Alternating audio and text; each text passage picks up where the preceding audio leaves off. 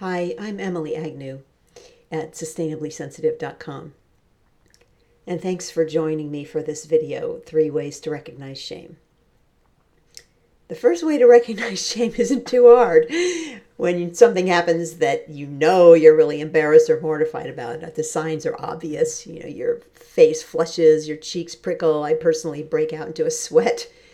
I'll never forget the first time I experienced that in 7th grade band when I had missed the announcement for a challenge hearing for the oboe section. I heard the band director say, "Okay, oboes, get ready to play." We had to play in front of everybody. I wasn't prepared and I played poorly, and I had to get up in front of the whole band and move to the bottom of the section. So I felt all those obvious feelings. Obviously, a shame storm like that is not hard to spot. But there are 2 other ways shame can show up that are quite a bit subtler. That's what I want to talk about today. And in order to make sense of that, let's first back up for a second and just look at, why do we learn to shame ourselves in the first place? It's actually quite an elegant, though horrible, coping mechanism for a kid. If you're experiencing painful or overwhelming emotions, if you're being criticized chronically, or just feel like you have nowhere to go with your feelings, like your feelings are too much for people, you have to learn to cope somehow. And you play to your strengths when you cope. So one way we do that is we tell ourselves, oh, if I were just more this or less that, then this pain would stop. It depends on the person what you tell yourself.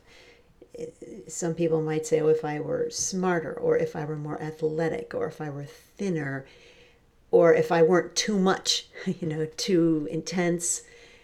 But you learn to tell yourself that, and it becomes habitual.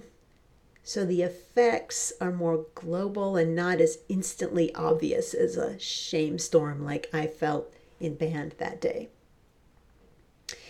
So imagine then, so you've gotten used to coping this way. Imagine that you're feeling good, and then later in the day you realize you're not feeling very good at all. You feel kind of yucky and low, and you're not really sure what happened. This is what I would call gradual onset shame. It's as if you took a clear glass of water and you took an eyedropper of black ink, and you drop a drop of ink into your glass of water. It would disperse gradually, and after a while the water would look clear again. You really wouldn't notice any difference. But if you dropped another drop and another over the coming hours, gradually the glass would turn gray and then dark. This is what happens to our mood when we gradually shame ourselves through the day without realizing it. Like an incident happens, and in the back of your mind, you worry, you tell yourself you did something wrong, but you're not really aware of it. It's so habitual. So it's good to know about that, because you can track back, do a little detective work and see if you can figure out, well, what was the incident? When did this start? And then you can gradually start to bring that, it's like wallpaper in your mind, like actually look at what you're telling yourself. The third way that shame can show up is even more subtle and invisible.